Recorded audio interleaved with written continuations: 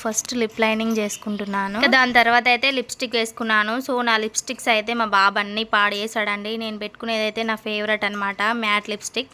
So దాన్ని చేయితో అయితే పెట్టుకున్నాను. కొంచెం మిగిలిన దాన్ని అయితే ఐస్ పైన పెట్టుకున్నాను. సో దాని తర్వాత అయితే ఐలైనర్ పెట్టుకుంటున్నాను. ఇదైతే వీడియో కోసమే పెట్టుకుంటున్నానండి. నేను ఏదన్నా ఫంక్షన్స్ ఉంటే తప్పించి ఐలైనర్ పెట్టుకోను.